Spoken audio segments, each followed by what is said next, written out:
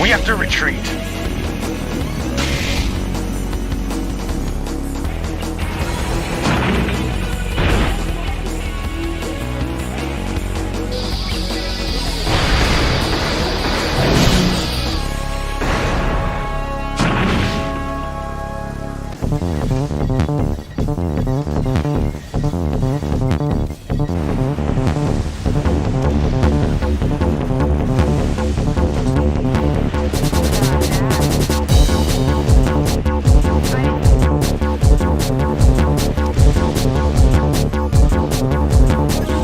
Fight well, but we're mere pawns in this game.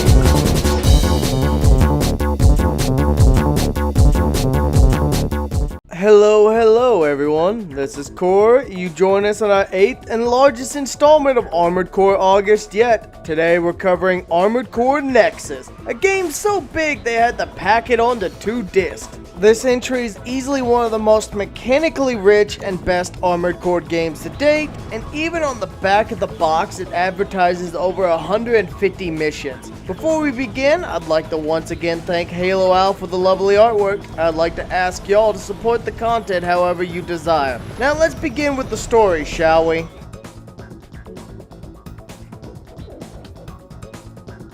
Taking place about 55 years after the ending of Armored Core Silent Line, in Nexus, you take the role of a newly established Raven attempting to act as a mediator for the Big Four companies, as well as numerous other smaller corporations and factions, as a member of the Ravens Arc, an impartial third party who accepts missions from various clients to settle disputes. One of the biggest sources of the disputes is Navis, a relatively new company who's seen as an upstart by the previously established Kisaragi, Mirage, and Crest, because they have discovered new sources of technology and resources and refuse to give up their monopoly on it, which is causing the other factions to take swipes at them from all sides however they can. However, eventually, this new resource is revealed to be ancient technology that when the other corporations are in desperation to claim and control, ends up being released and reactivating it and begins to go wild, destroying everything they can. Will you be able to bring the situation under control, or is humanity once again facing total destruction?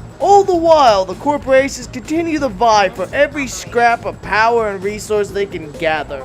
Armored Core Nexus is the largest game to date with 2 discs, and the second disc is an even more interesting one than the first. Disc 1 contains the usual story-based missions, which as you continue through, building your mechs, finding loot, earning rewards, and even adds a ton of new mechanics that you could use for a variety of situations. Now Disc 2, this disc is a love letter to the entire series as a whole, as it's packed full of remakes of some of the most iconic missions from throughout the series, as well as a huge amount of concept art, movies, and other various secrets related to the other games in the series that have to be earned by the player based upon their rankings in these missions. Nexus as a whole is pretty much what the entire series has been building up to. Faster pacing, more mechanics, more story focus, more equipment than ever. Now let's cover some of that in a greater detail in the gameplay section, shall we?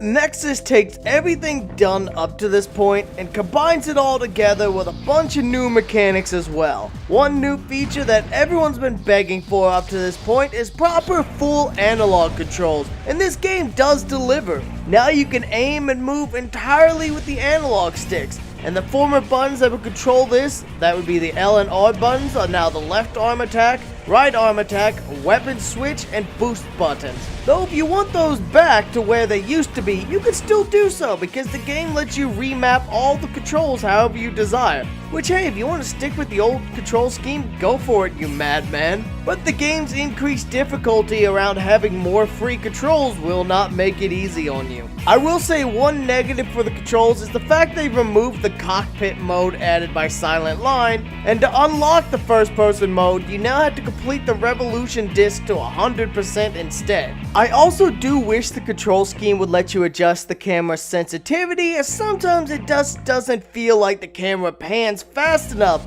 to keep up with all the action going on, causing some assholes to be able to circle you. But now let's talk about the positive mechanic additions, shall we? Because there's a lot of them. Now certain cores have internal storage that, going alongside the hangar unit section within the garage, allows you to carry up to 2 small class extra weapons, allowing you to swap to these weapons should your main weapons run out and you choose to drop them, further increasing mech loadout variety, which is also wild as fuck. And the dual wielding introduced by Silent Line makes a reappearance here, really allowing you to get into it with some wild ass weapon combos. You could potentially carry 6 different weapons, turning your mech into a walking arsenal. Another cool feature added by this game is the addition of night vision mode, which some heads come with and some don't, much like radar functions, and this function will activate automatically in missions where it becomes a relevant factor.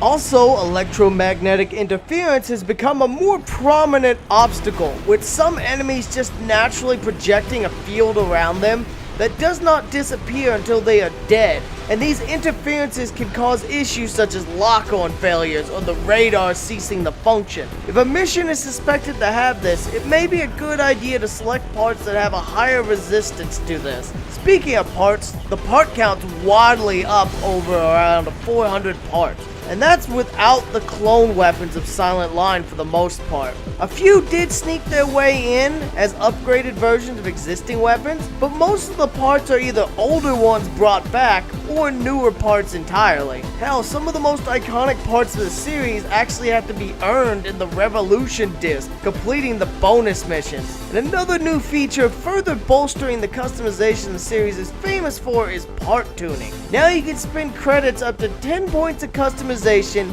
in a variety of fields that varies on whatever part you are tuning. You could say lower the weight of the generator, make it have a higher power capacity, or make it regenerate energy faster. Boosters you can make lighter, have them output more power, output less heat, thus making it so your mech doesn't overheat as quick. Now these don't apply to every single part in your mech, like your weapons or your FCS, but they still add a larger depth to the already impressive customization the series is known for. Now there's been some changes to the shop system. Now if you use parts in missions or arenas, they are labeled as used and can't be sold back to the shop for full price, but this does not apply if you only use them in the test mode. But this isn't as much of a big deal as you'd think, because money flows like water in this game. Like, there's more money in a handful of missions in this game than there would be in entire other games in the series, which, given the new mechanics and features, it definitely lets you enjoy the new stuff more readily.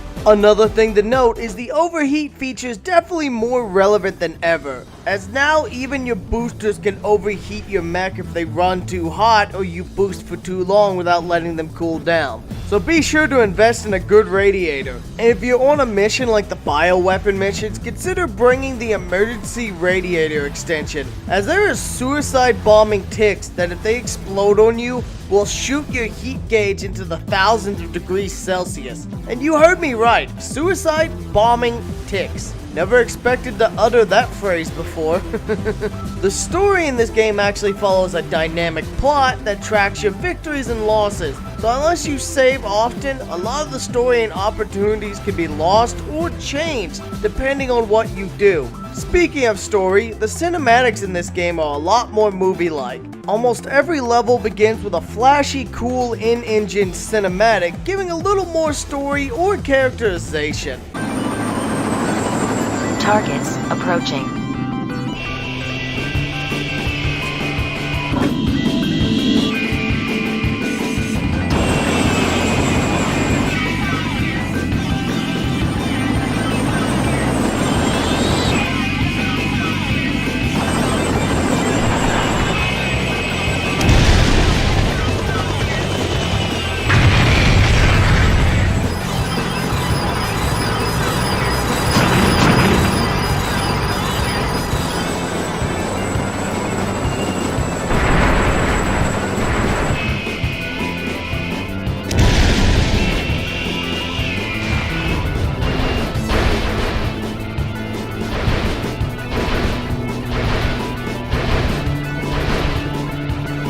also do like how the story does take into account different story interactions, such if Red Star defeats you in your second encounter, she leaves you alive but disappears into hiding, but if you beat her, then she most likely dies and cries out to her friend Genobi. I'm sorry, Genobi.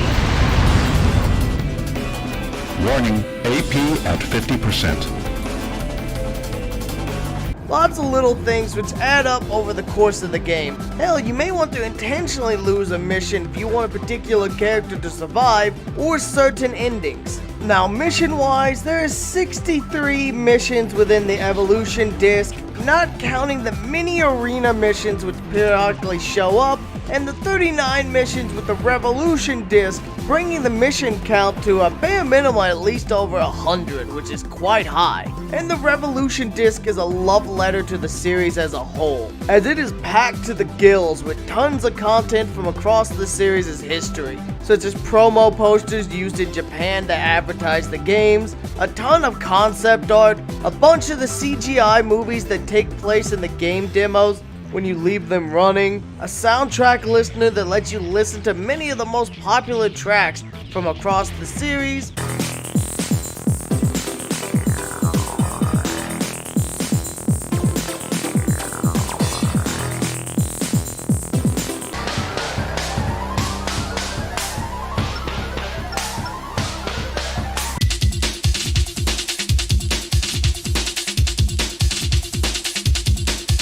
which most of these things have to be unlocked by beating the 39 missions featured on this disc. The missions are either remakes of some of the most iconic PS1 era missions, extended versions that add a new light and story to them, or remixes that change up different scenarios. Like that one mission in Project Phantasma where you have to fight Stinger in his Phantasma prototype. Well, there's that mission recreated, but there's a second version that instead of fighting the missile batteries, you're fighting a bunch of snow bikes and jets to draw out 2 Phantasma prototypes. And completing these cool ass missions don't just unlock you content on this disc for all these collectibles, it also unlocks you content for the main game, such as mech parts that were originally exclusive to boss mechs, some of the series' most iconic tools like Moonlight, or even entire game modes and Easter eggs such as a free arena mode that lets you fight the entire roster of Ravens featured in this game, and the first person mode. Hell, even the multiplayer in this game was bigger than ever, allowing 2 to 4 players to duke it out online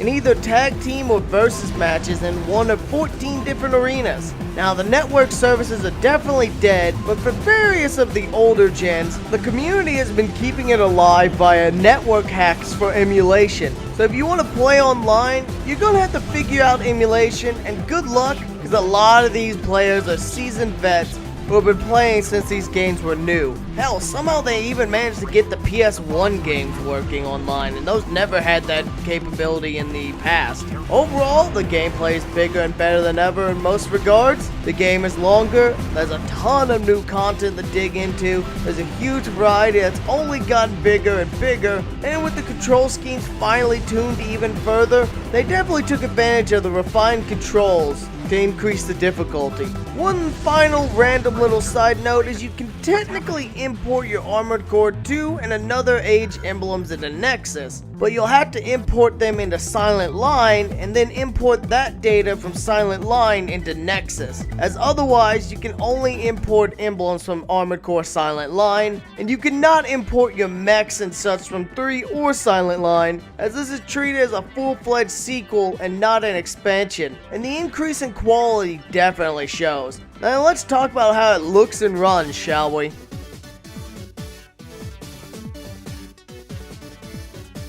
Presentation-wise, this game is definitely more cinematic than ever, with its increased amount of in-engine cutscenes that aren't just fly mech into combat zone and drop off. Like, one of my favorites is an ally MT at the start of a mission tries to intercept the enemy helicopters dropping off some MTs. He shoots it down, the mech crashes and takes out the other friendly EMTs, then he gets shot down by the mech the helicopter dropped, leaving you all alone to defend the base. It's just comedic gold. While the intros don't have the voiceovers like they do in the main disc, the Revolution disc for all those missions do their intros like the OG style, and even have new cinematics to introduce each section that the mission set is covering, as well as voice acting.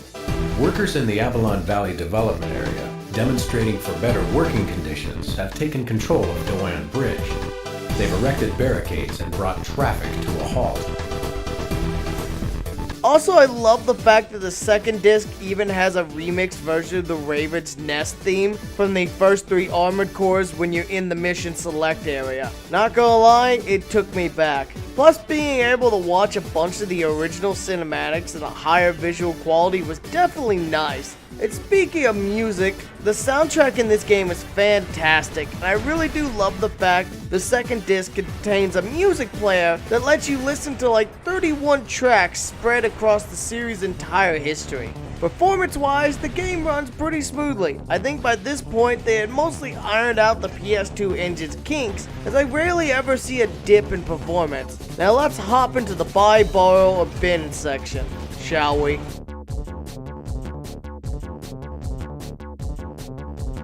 Now honestly, I'd be disingenuous if I didn't wholeheartedly recommend this game. I mean, in my opinion, it's the best game in the series so far. It adds so much to the gameplay, expanding and improving upon what's already there, as well as that second disc with a further 39 missions covering the entire classic era of the series. It's the perfect love letter to both the game's past and the series' future, paving the way for hopefully an even brighter future, but we'll only know once we get there. Nexus is one of the most expensive games in the series, even being this way before the December 2022 spike the entire series hit, peaking at $87, but now it's closer to $150. That's the only thing that's making it hard to justify to buy. But you can argue that for almost every game in the series right now. Give it some time and the prices should continue to drop back down. But it's such a good game that I'd recommend you go out and play it, even if you have to emulate it just to experience one of the best elements of the series' history.